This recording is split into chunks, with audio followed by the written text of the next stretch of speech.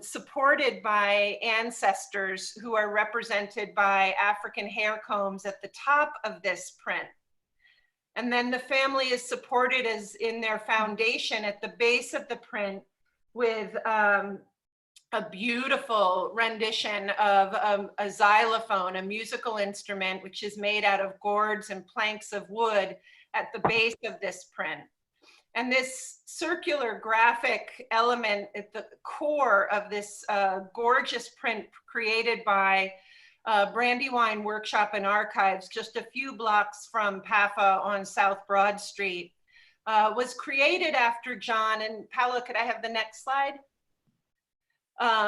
Painted in collaboration with his nephew, Jim Biggers, 2 murals for the campus at Winston-Salem State University in North Carolina. The 2 murals entitled Origin and Ascension. And I hope you can all see the rendition of the family, the nuclear family to the left of this slide image, as seen by John in a mural where their feet are raised above a railroad track, of course, symbolizing separation of community in America, the other side of the tracks, for example. John sought community through 2 mediums that he worked on again and again and again, printmaking and mural making. John, over a 60-year career, painted 27 murals, many of them as large as this mural, which is 30 feet tall by 15 feet wide and is painted on custom stretched canvas, acrylic on canvas, and graces the main library on Winston-Salem State University's campus. The employment of murals and prints by John was a deliberate decision in order to reach as large an audience as he could, in order to connect with the community that he established in the mid-20th century of other African-American artists across the country and his nuclear family. He taught his nephew, Jim, how to make murals. Next slide.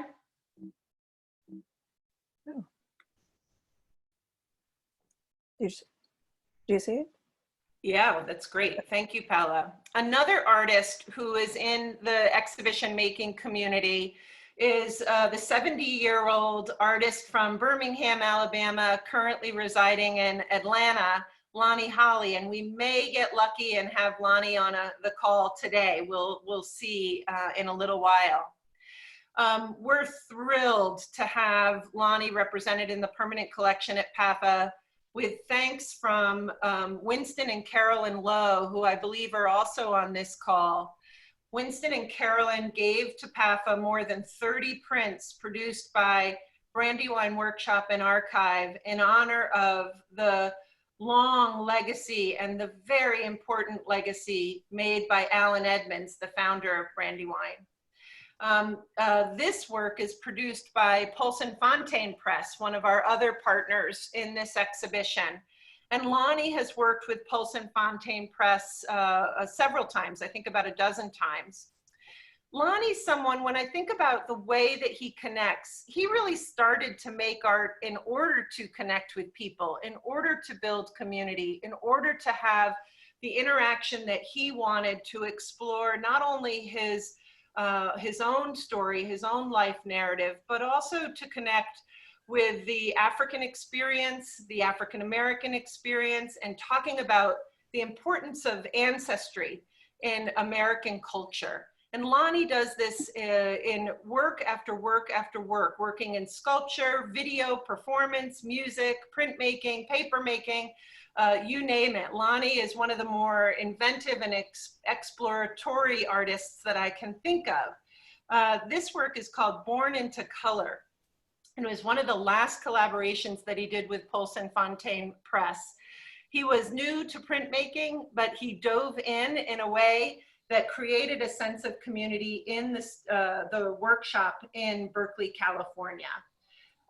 We have another work by Lonnie that I think we have an image of, Paola. Oh, here we go, great.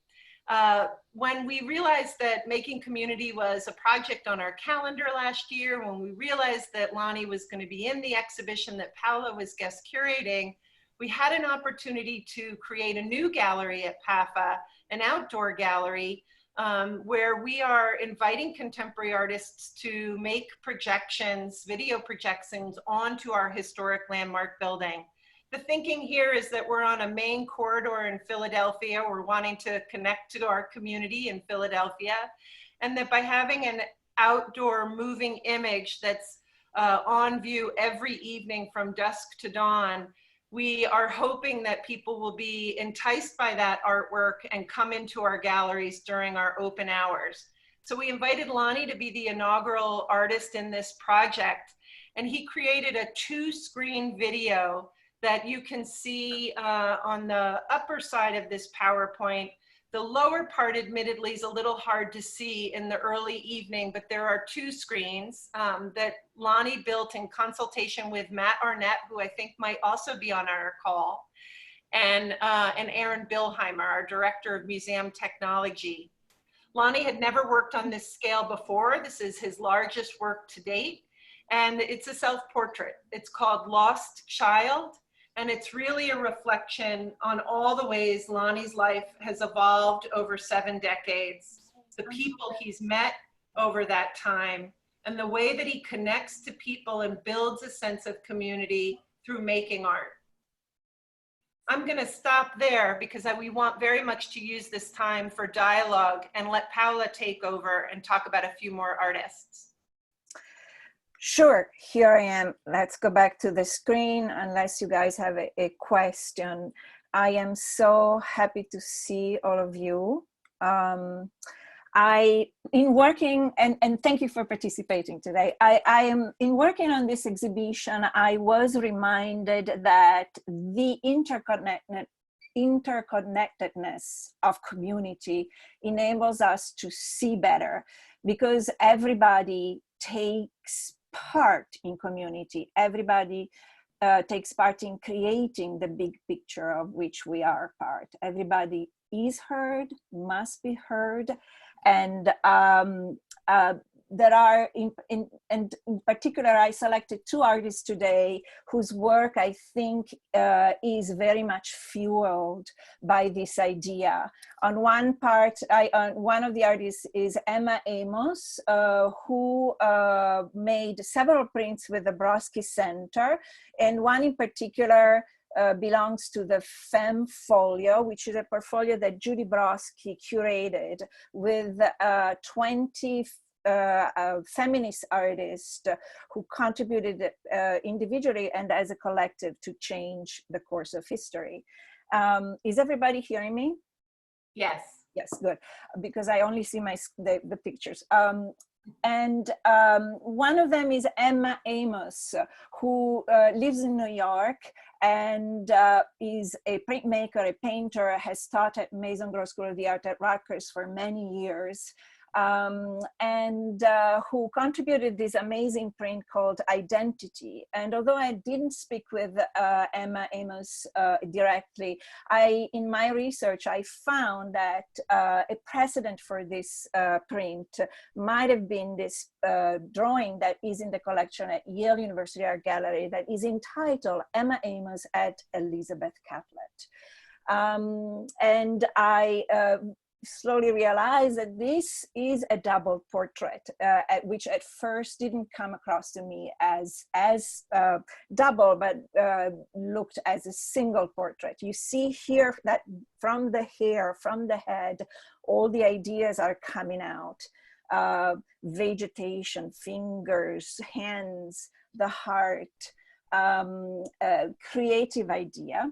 And that the very marked volumetric lines tend to form one face out of 2. And then we slowly realize that in fact, the color of the eyes are 2 different colors.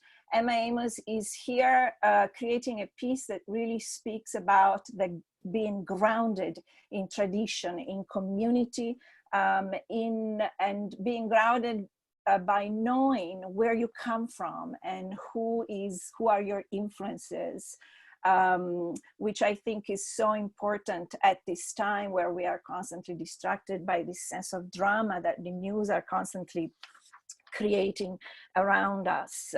I think that Amos also is a particularly interesting artist for us now, because also not only she has been an amazing teacher at Rutgers, but as a very young artist at 25 years old, she was invited to be part of the famous collective called Spiral, which was founded in 1963 in Manhattan by Romer Beard and Norma Lewis and other African-American artists who were wanting to respond to the civil rights movement in the wake of the March on Washington, and where for only 2 years in their work together, they really learned what community means, and they really learned how to share ideas and to be outspoken and to be out there.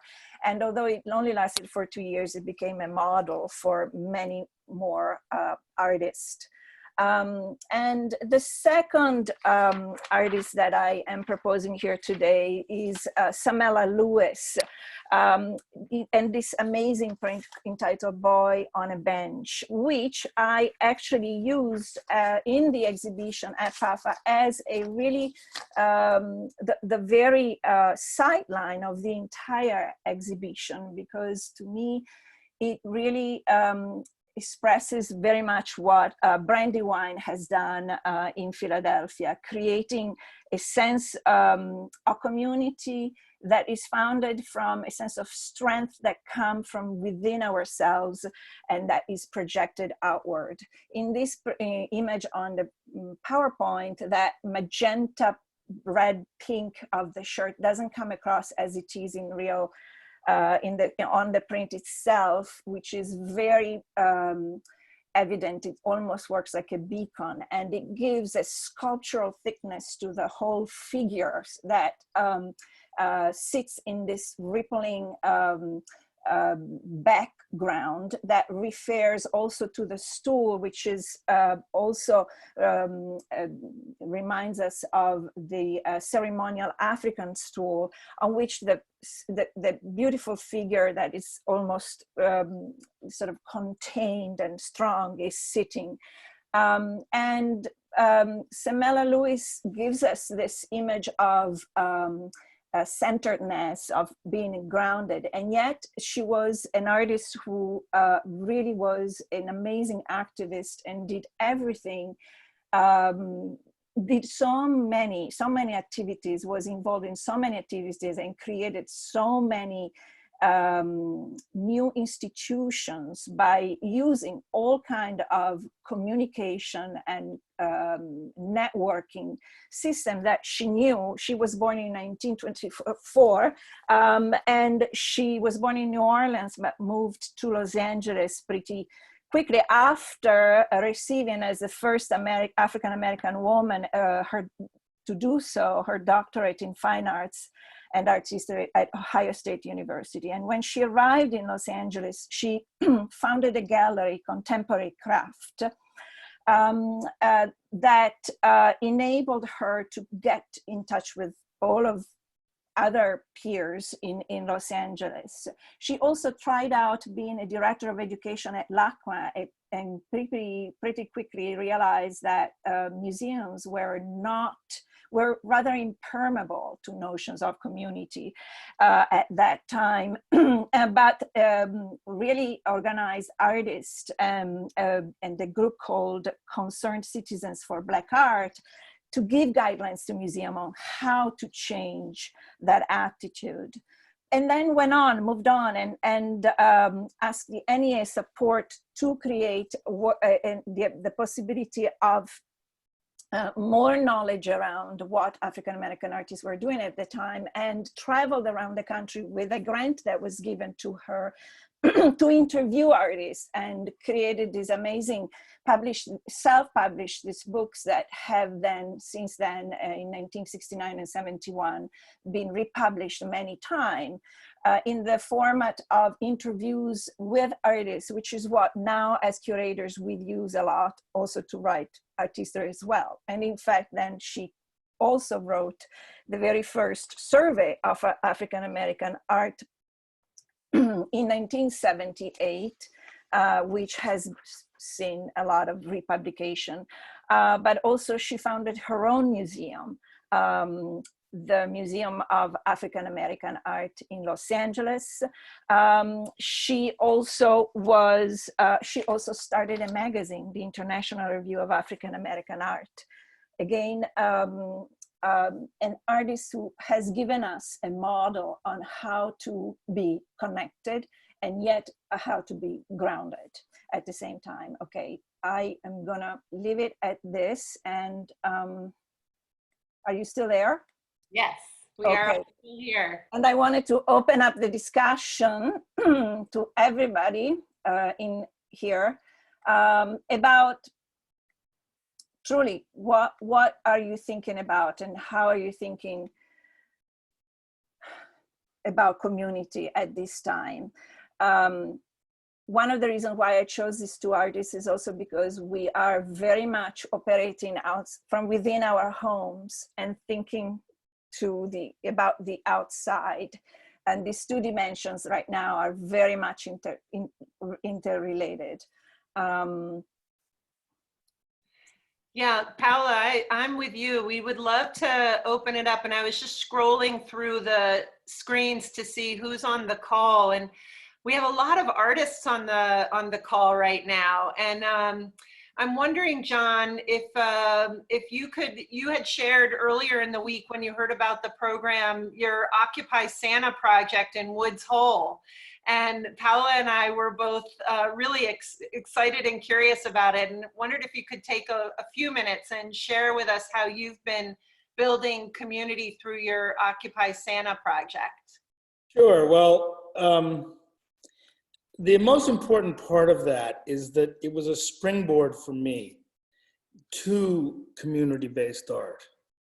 The one core element of what it is that makes a community to me is belonging, is a sense of connection that Paola touched on, that I think is very, very critical and very important. So I would show you this short little film that I made, which is, I was known as a sculptor who made large inflatable sculptures. So after the academy, I went to MIT and I learned about art and technology because I felt today's abilities need to use today's technologies, to be honest. And so I would make huge inflatable sculptures basically about marine creatures and the environment. And that eventually turned into costumes, and I made a lot of inflatable costumes, primarily because I come from the theater originally. And that became, at one point, a series of costumes that I made for the mass market. And one of those were inflatable Santa Claus suits.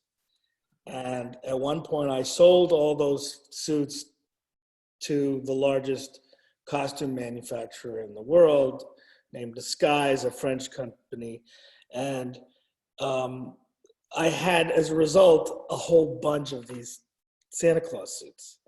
And I live in a little village on Cape Cod, known for its science and its climate awareness. The reason you know about climate change is because of Woods Hole. And I decided, what am I gonna do with these things? I'm not gonna throw them out. That's just antithetical to everything I stand for. So I decided I'd give them away. And I think there is something about sacrifice, and there's something about giving away a part of you that sort of engenders the idea of community, that in order for you to be part of a community, you have to give something. So I decided through email, I would just give you an inflatable Santa Claus suit on one condition. That was that you were amongst a whole bunch of people. In this case, they mostly turned out to be strangers. And you posed for a photograph for me. So I basically got a whole bunch of like-minded people, a community in itself. Some from the Vineyard. Hi, Winston. I saw you and Carolyn over at your house. And Sam Lowe, who lives over on the Vineyard, came over, and he organized a bunch of different people who would take photographs. He's a National Geographic photographer, among other things. And what ensued was this crazy, funny thing. It's kind of like when you put a mask on, you are losing yourself and you are becoming part of something larger than yourself. And it was completely inspiring to me. I would go in, and I urge you all, I mean, I can show it if you want. It's a short film. It's only about 6 minutes, but I'm not sure if you want to use all that for this time because there's so many wonderful people here. But I would encourage you to go to my Vimeo site and see the Occupy Santa, which I can somehow post here once. John, you know what would be terrific? Abby has this chat element in Zoom where we can write to each other while we're talking, and maybe you could include a link, since we probably don't have time for a 6-minute video. Right. I encourage everyone after our talk to see what John's been up to. Thank you, John. And Paola, you invited an artist to talk with us this morning. Oh, Nell, if you are willing. Hi, I'm gonna unmute you. Okay. Hey, you are. Yay. Hello.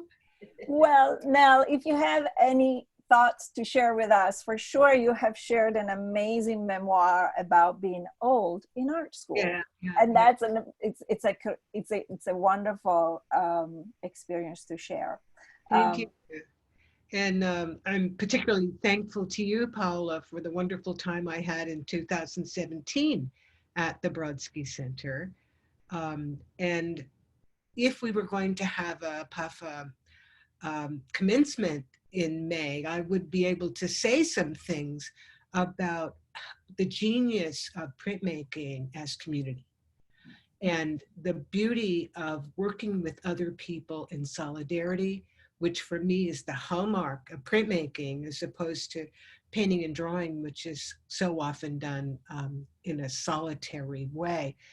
And because printmaking is so process intensive, it slows you down, which I think is one of the great assets of visual art, of slowing us down, of getting us in, of concentrating. That is not necessarily community building, but I think it's really good for us. So I am an enthusiastic, though not an expert, printmaker.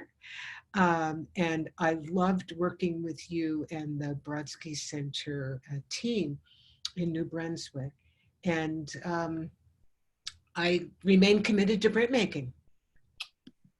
Wonderful. Yes, Nell Painter is going to be our commencement speaker when we return, hopefully in September. Yeah. Thank you, We have Nell. a few other guests, Paola. I was scrolling through the list, and I think Alan, are you still with us? Alan Edmonds, the founder and executive director of Brandywine Workshop and Archives. Do you see him, Abby? I don't, no. And I also want to remind anybody who wants to raise their hand virtually, the way you do that is by going to the— Can you hear me? There you are. We just also want to make sure we hear from But you can't see me. No. Right. I can see everybody. I don't know why it's not coming up. Do you want me to— I can start your video if you're comfortable with that. Here. Yeah, I'm comfortable with that. Yeah. Just want to make sure nobody's in their PJs. So I need to click on start video. Yep, that's Okay, wait a right. minute. All right, wait a minute. So Alan, when you think Yeah. about community and making community and how you've managed to do that so beautifully, we'd love to hear from you about your thinking Yeah. about how to do that in the future. Well, community for me has so many dimensions. It's physical, it's theoretical, it's everything. And it's interesting when Paola was talking. First off, I want to compliment you and Paola for the wonderful job you've done in researching and installing the exhibition. It's a fabulous exhibition. I'm very proud that Brandywine's a part of it. And of course, thanks to Lowe's for their contribution of the prints to the collection. But, you know, in thinking about it, when Paola was talking about Sumela Lewis, who I'm in touch with, she's about 94, maybe 95 now, and still painting. And I think about the recent death of David Driscoll, who was 88. I'm reminded how community can be built around the individual. For African-American artists early on, they tended to be, if they achieved success and gained a professional position, they tended to be leaders in the community. You know, they may have been the first person at that university or college that was African-American on faculty, or certainly among the very few that were on faculty when they arrived. And so they had a responsibility as a professional and a leader in their community to be engaged with their communities. They were community activists. That's why Sumela did all the things that she did. That's why she was an artist, a writer, a historian, a curator, founded museums, because people relied upon them on their expertise and their status as a professional to lead them, to guide them. Sam Gilliam did the same thing in Washington, D.C. He didn't form an organization, but he was always active in supporting the organizations that others were developing. So the sense of community is one that plays out in real time if you're an individual, like Mr. Goodman talked about how to connect with his community. If you think of yourself and your role in your environment and the community and the people around you, then you have a role to play in building community. As an African-American, starting out, there weren't a lot of galleries and museums that would collect them or exhibit their work, so that the development of a print workshop was, in the absence of institutional support, became a very big thing in the Black community and most communities of color. And I can go right down the list. You take Bob Blackburn, you take Self-Help Graphics, you take Coronado's Self-Help Graphics in Los Angeles, of course, Bob Blackburn's in New York, you take Coronado Studio in Austin, Texas. And they were developed as a place where artists could come not only to engage in conversations and so forth and share their work, but to create new work. You know, the facilities weren't accessible to them. I can go all the way back to the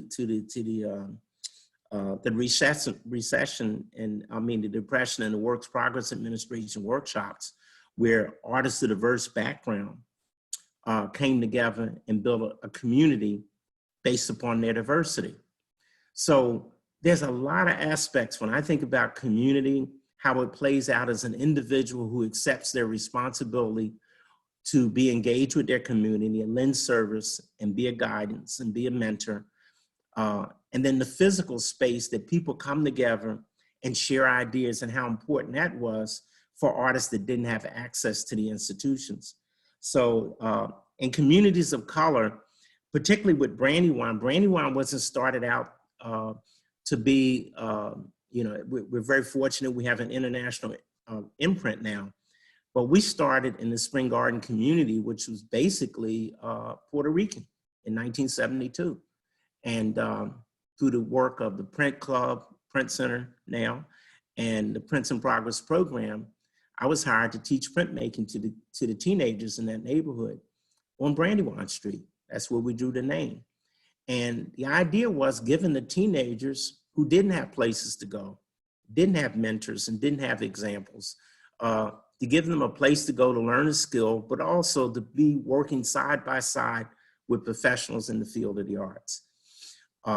So when I think about community, it was an imperative on the part of Brandywine that it be situated in a situation where it would be accessible to these young people, but also to connect the young people who had a real interest in art, you know, but no real role models. I mean, because they weren't being shown in the museums and they weren't in the galleries, to introduce them. And I think if you look at our video on YouTube on Operating Outside the Lines, which is a documentary on Brandywine, it attests to that. It really shows how we came together to build community around mentoring young people, exposing them to the highest level of the visual arts that we could, and provide mentors to them. So we've grown, and we always use printmaking. I was interested in Nell Painter's comments about printmaking. From her perspective, I think that it's all very true. The solidarity that you get, the sharing of techniques and skills, one person teaching another, two people teaching a group of people, and it just moves on and on and on. The physical contact that you have, because being an artist could be a very solitary kind of activity unless you develop a certain level of success when you're able to afford to have assistants in the workshop, collaborate with other people in other areas, and particularly as this goes on in public art. Public art is where there's a lot of collaboration with the architects, the environmental people, landscapers, you know, and site-specific work, the engineering that goes on in making certain art to certain scale, the processes and materials, the wind endurance, and all these other kind of things, and invites collaboration. And most artists who just work out of their studio with a stretched canvas on an easel, they're not thinking about this. You know, they're not engaged in that. Where do they get exposure? Where do they get contact? And when you leave art school, which I'm sure Mr. Goodman would agree, like-minded people, you know, that's what art school gives you. You know, you're in an environment where everybody's thinking along the same lines. But once you graduate and you're out on your own, you have to seek and build a community.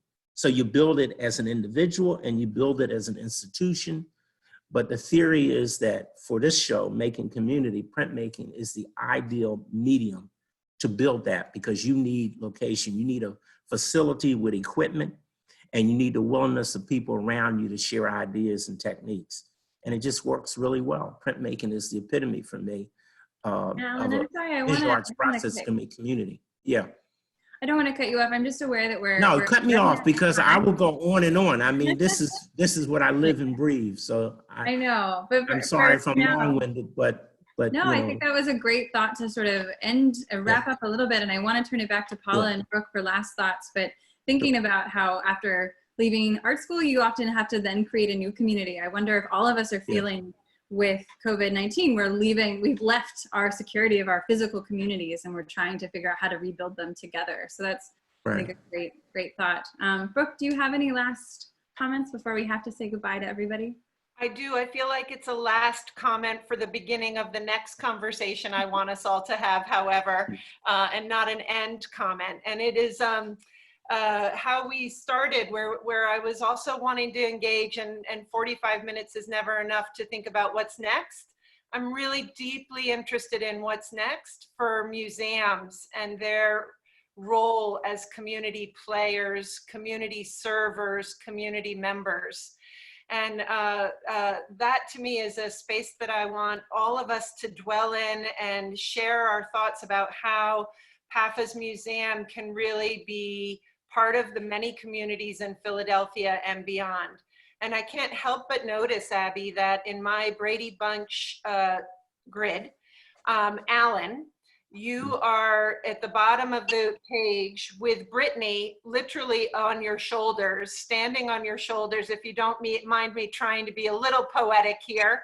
The next generation of museum leaders on your shoulders, Alan. And then believe it or not, right above Brittany is TK on my grid, and TK is the next generation of voices in art history. So Alan has laid the foundation not only in our Making Community project, Paola, but also in the museum at PAFA, where Dr. Brittany Webb was the person who oversaw a fellowship that we had that was instrumental to our success for the show making community. And one of the fellows is with us this morning, and that's TK Smith. If you would raise your hand, TK and Brittany. But literally all of you are standing on one another's shoulders, which I have always felt is one of the things a museum can do in building community in the art world. Paola, I'm gonna lob it back to you for anything you might want to add before we say so long.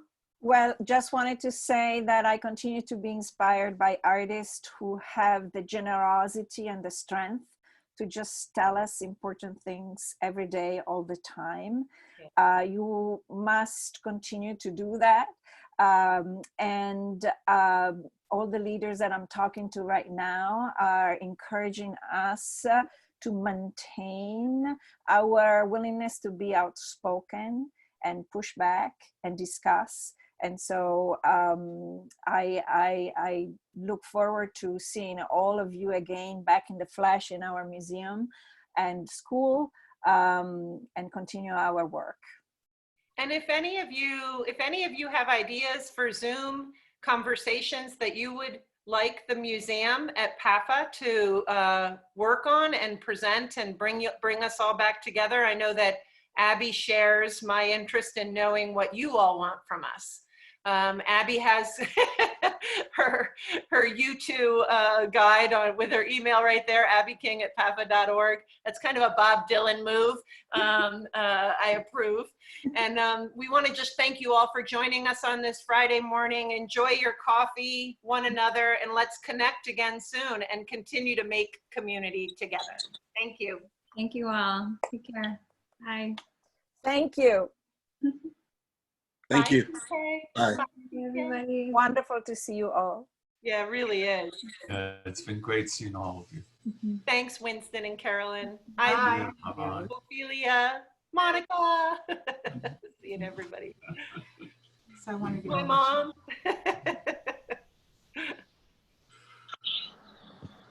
You want to see who Thanks, else is John. there? Okay, yeah, sure. Okay. No problem. It's good seeing you. It was interesting. Yeah. Was. As I mean, I think there needs to be an ongoing